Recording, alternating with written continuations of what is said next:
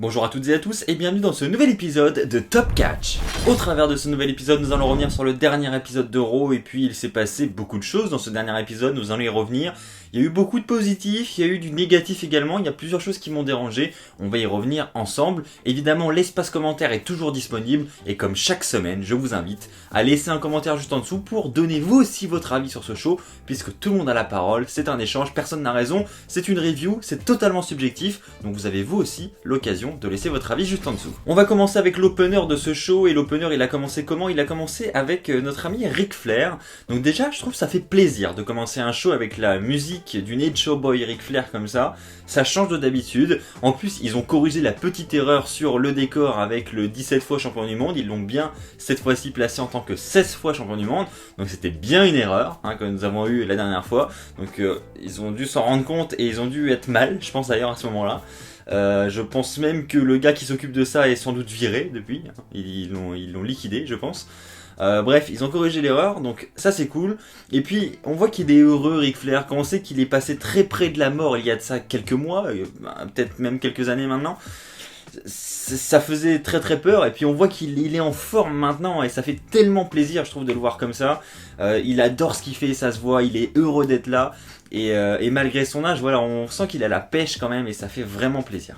Donc Ric Flair arrive au centre du ring et puis il commence à déconner et puis il dit qu'il est là pour parler de la personne qui va rejoindre son équipe pour affronter la Team Hogan du côté de Crown Jewel. Alors il dit qu'il y a de très bons catcheurs dans la Team Hogan, ça y a aucun doute là-dessus, mais ça n'empêche que la Team Flair va prendre le dessus à Crown Jewel et donc là il dit maintenant qu'il va nous présenter le dernier membre de cette équipe. Donc il le met bien en valeur et puis il nous montre la scène d'entrée et là on a la musique de Drew McIntyre qui retentit et donc Drew qui fait son retour officiellement alors qu'il venait d'être drafté la semaine dernière du côté de Raw justement. Drew McIntyre fait son retour et rejoint la Team Flair et on voit qu'il est très content de faire partie de cette équipe, très content d'être présenté de la sorte par Ric Flair et tu m'étonnes parce qu'avoir un segment comme ça avec Ric Flair en 2019 ça doit vraiment faire plaisir et je pense que pour Drew McIntyre c'est un excellent moment. Donc c'était vraiment un bon opener, je trouve, une bonne manière de commencer. Bon, je m'attendais peut-être à une petite surprise pour ce dernier partenaire. Drew McIntyre en est une, puisque bon, j'avais pas entendu spécialement de rumeurs quant à la personne qui allait prendre ses dernières places. Mais je me disais pourquoi pas une surprise, vraiment une surprise, genre Triple H par exemple, puisqu'on sait que on aurait pu avoir une reconstitution entre guillemets de l'évolution pour ce match. Enfin voilà, il y avait plusieurs noms qui circulaient sur internet, mais Drew McIntyre ça reste très très cool et c'est peut-être même mieux qu'un Triple H parce qu'au moins voilà, ça met en avant des jeunes talents comme McIntyre et au moins il fera partie de ce clash entre deux équipes légendaires. Team Hogan contre Team Ric Flair, sur le papier c'est quand même de beaux noms, donc ce n'est pas n'importe quel match pour eux. Au passage, j'en profite pour souligner que cette semaine, et donc à SmackDown aussi la semaine dernière, la draft a été respectée et donc ça y est, on est enfin parti pour le retour de cette brand split où les deux rosters sont complètement séparés et voilà, ils ont l'air de vraiment s'y tenir et j'ai l'impression que ça va durer et qu'ils ont vraiment envie de s'y tenir. Donc c'est un très bon point et vraiment je suis super content parce que je pense que ça va vraiment aider à améliorer la qualité des shows et à vraiment avoir des histoires séparées des deux côtés et donc ne plus avoir les mêmes superstars qui apparaissent des deux côtés et avoir donc des storylines qui se poursuivent dans les deux shows et qui deviennent donc interminables parce qu'on a l'impression de voir toujours la même chose. Chaque storyline aura donc droit à un show par semaine et je pense qu'on va nettement y gagner, ça va paraître moins long et je pense qu'on va gagner en qualité. Passons maintenant à l'histoire entre Rusev et Lana. Donc on se retrouve pour un segment avec Jerry Lawler. Jerry Lawler est au centre du ring et il nous dit qu'il est là pour parler de cette affaire avec Rusev, Bobby Lashley et Lana. Et il dit qu'il accueille Rusev, donc Rusev arrive. Bon, il a le sourire quand même, mine de rien. On voit qu'il a la pêche. On n'a pas l'impression qu'il vient de perdre sa femme, quoi, globalement. Ça va. Enfin, quand je dis ça, on dirait qu'elle est morte. Non, elle est pas morte non plus, mais la perdre dans le sens, vous m'avez compris. Donc oui, il est là, il a la pêche quand même. Et puis ensuite, Jerry Lawler va lui demander son avis sur cette situation, etc. Et Rusev dit tout simplement que Bobby Lashley a fait un lavage de cerveau à Lana et que voilà, il l'a retourné contre lui et il va changer ça, il va remédier à ça. Et puis ensuite, il est coupé par Bobby Lashley, plutôt par Lana. Et c'est Lana qui va dire à Rousseff, tu vois Rousseff, là, je suis avec Bobby encore. Donc elle fait encore son sourire jusque-là, heureuse d'être avec Bobby Lashley. Elle dit, tu vois, là, je suis au restaurant, un restaurant très chic, un restaurant où t'as jamais voulu m'emmener, tu vois. Et heureusement, là, actuellement, j'ai quelqu'un avec moi qui m'a emmené ici avec beaucoup de joie, etc., etc. Elle amplifie le truc à mort. Et donc, en gros, Bobby Lashley a bien voulu l'emmener dans le restaurant où elle voulait absolument aller depuis des mois et des mois, visiblement. Et donc, voilà, ça se termine là-dessus. On a Lana et Bobby Lashley qui dînent aux chandelles ensemble dans un petit restaurant. Et puis ça coupe, et puis on a un Rousseff qui tout simplement va péter un câble et va dire ok, et je sais où se trouve précisément ce restaurant, et je vais y aller. Et puis plus tard dans la soirée, donc il va se passer d'autres choses entre temps, hein, mais plus tard dans la soirée, on va avoir Rousseff qui va débarquer dans le restaurant et qui va péter un câble, qui va s'attaquer à Bobby Lashley. Tout le monde va hurler dans ce restaurant parce qu'il y avait d'autres clients autour, etc. Enfin, la mise en scène était plutôt pas mal, hein, en soi, c'était plutôt bien fait, on peut rien dire là-dessus. Mais voilà, perso, c'est pas le genre de storyline dont je raffole, hein. Franchement, c'était un peu ma crainte, hein. Vous savez, j'en parle depuis plusieurs semaines.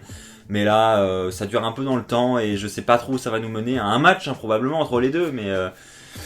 Mais avec Lana en jeu, voilà. Est-ce que ça vaut vraiment le coup? Est-ce que... franchement, je suis un peu perdu dans cette histoire. Et je suis en train de me demander si j'ai envie de voir la suite ou pas. Parce que bon, de 1, les histoires d'amour, ça n'a jamais été la folie à la WWE. De 2, un combat entre Bobby Lashley et Rousseff, bon, ça peut être cool à regarder, mais de là à ce que ce soit le match de l'année, je pense pas, honnêtement. Et puis avec un enjeu qui serait une femme, en la personne de Lana, très bizarre quand même. Donc est-ce que j'ai vraiment envie de voir ça? Je dirais non.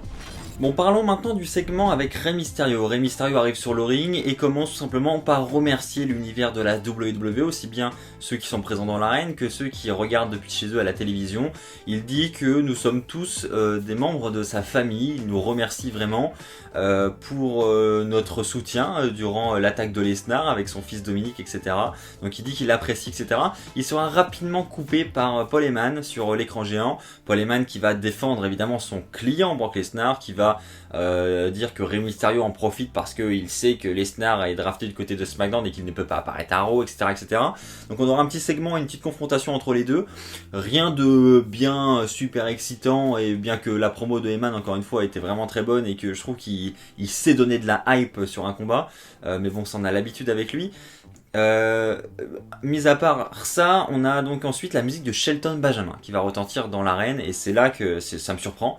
Parce qu'honnêtement, quand j'ai vu le face-à-face Heyman, Rey Mysterio, enfin Paul Heyman depuis l'écran géant et Rey Mysterio sur le ring, je m'attendais pas à entendre la musique de Shelton Benjamin et voir Shelton Benjamin arriver pour confronter Rey Mysterio. Donc on a Shelton Benjamin qui arrive, qui confronte Rey Mysterio et qui dit, lui de son côté, que Brock Lesnar, lui, c'est sa famille. Donc il est du clan opposé de Rey Mysterio. Il dit, Lesnar, moi c'est ma famille, on s'est entraîné ensemble, etc.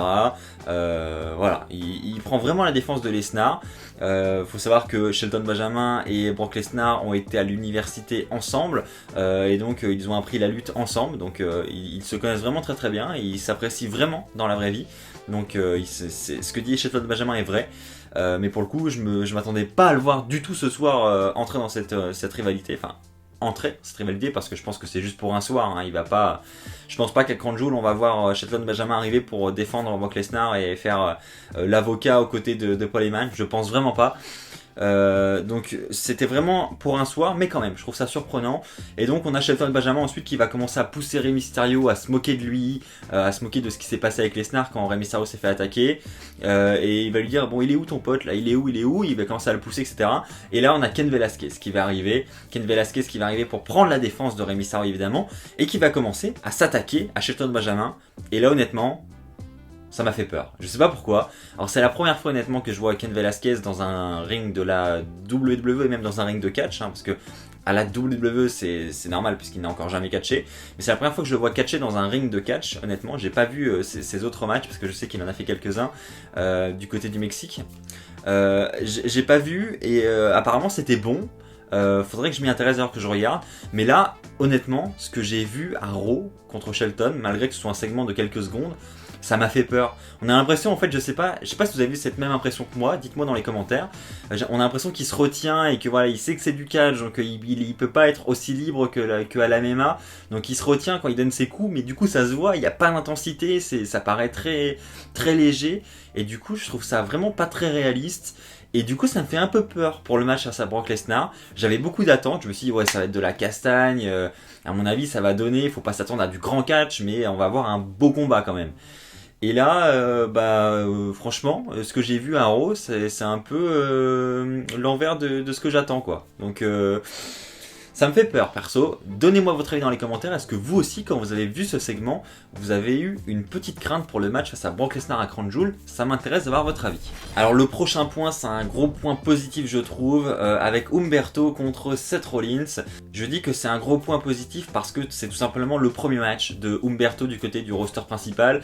Et quoi de mieux que d'affronter le champion universel pour ses débuts. Franchement, c'est une opportunité que de nombreux superstars venant de l'NXT n'ont pas eu. Donc pour lui, je trouve ça génial, je trouve que c'est une excellente opportunité et ils ont beaucoup joué là-dessus, parce qu'il y a eu le petit segment backstage avant où on voit Seth Rollins qui va défier Humberto et qui va lui proposer ce match ce soir en direct. Humberto ne s'y attendait absolument pas, il jouait le jeu en tout cas. Et voilà, on a l'impression de voir en fait un gamin qui va réaliser son rêve. Donc je trouve ça génial. Le match arrive, le match est bon en plus, il y a du suspense. Et puis on a Rollins qui gagne. Bon, ça fallait s'y attendre, je voyais pas non plus Humberto faire le tomber sur le champion universel dès ce soir. C'est beaucoup trop tôt. Mais pour le coup, il a au moins eu le match. Il a eu on peut le dire, je pense, une belle défaite. Et une belle défaite dans le sens où c'était pas humiliant, loin de là. Et puis on a ensuite le signe de respect de Rollins après le match qui vient lui serrer la main. Et ça, je pense, pour lancer une jeune superstar comme ça, c'est vraiment très très bien ce qu'a fait Rollins. C'est ce qu'ont fait les officiels dans le booking de ce segment et de ce match. Franchement, c'était très bien. Donc je pense que Humberto a un bel avenir du côté de Raw, du moins je l'espère. Bon, parlons maintenant des Street Profits qui devaient affronter normalement The OC avec l'aide d'un partenaire mystère. Et bien ce partenaire mystère, on l'attend toujours. Franchement, j'ai pas compris ce qui s'est passé. Alors honnêtement, c'était l'un des segments que j'attendais le plus de ce show. Parce que, bon, j'étais peut-être trop optimiste aussi, mais dans ma tête, ce partenaire mystère, ça devait être John Morrison. Et je me disais, John Morrison va faire ses débuts cette nuit à Raw et c'est lui qui va rejoindre les Street Profits dans ce match face à The OC. Et au final, non. Alors donc on les voit, on a un fil rouge tout au long de la soirée où on les voit dans les backstage et où ils insistent d'ailleurs là-dessus. On voit les Street Profits dire mais quel est le partenaire, ils font un jeu ensemble, mais non, je peux pas te le dire, c'est une surprise. Alors ils commencent à faire une devinette. Est-ce que c'est le Nature Boy Ric Flair vu qu'il est là ce soir? Est-ce que c'est ils commencent à faire ça à Booker T? Est-ce que c'est, enfin voilà, il y a un jeu de devinette qui s'installe, donc on voit qu'il y a quand même, ils en jouent quoi. Quel sera le partenaire mystère? Et on arrive au main event. Donc on voit les Street Profits arriver, ensuite on voit directement The OC arriver, et là du coup je me dis bah c'est bizarre, il y a un partenaire mystère normalement, donc là du coup je me dis bon c'est que ça doit être une grosse surprise, ils vont le garder pour la fin quoi. Et donc là on a The OC qui commence à prendre le micro et qui dit ouais vous deviez pas avoir un partenaire mystère, visiblement vous en avez pas trouvé, etc. etc. Et puis là on a une pub, donc fin du segment, et on se retrouve après la pub. Et le match est transformé en un match 2 contre 2. Voilà, donc on a les Street Profits contre Gallows et Anderson, les deux membres de The OC avec AJ Styles aux abords du ring. Et ben mon partenaire mystère, je peux toujours l'attendre, il n'était pas là. Alors on a eu à la fin quand même du combat une intervention de Kevin Owens. Alors est-ce que c'était lui le partenaire entre guillemets mystère qu'on devait attendre pour ce match? Je ne sais pas, mais en tout cas on a Kevin Owens qui a débarqué du côté de Raw. Qui s'est attaqué à AJ Styles, qui a fait un stunner à AJ Styles et qui a permis aux Street Profits de remporter ce match. On a donc une victoire et une célébration des Street Profits pour terminer cet épisode de Raw. Très bizarre et très décevant surtout, parce que je m'attendais vraiment à... Bon du coup si c'était Owens ce partenaire mystère, pourquoi pas, mais du coup pourquoi ne pas l'avoir intégré dans le match et pourquoi ne pas avoir... On a l'impression que c'était vraiment un plan qui a été modifié encore une fois à la dernière minute et c'est vraiment dommage. Voilà, c'est ainsi que va s'achever cette review de Raw, j'espère qu'elle vous aura plu. Si c'est le cas, comme d'habitude, je vous invite à lâcher un pouce bleu, ça nous aide énormément. Je vous invite également à vous abonner pour ne pas rater les prochaines vidéos qui sortiront sur la chaîne.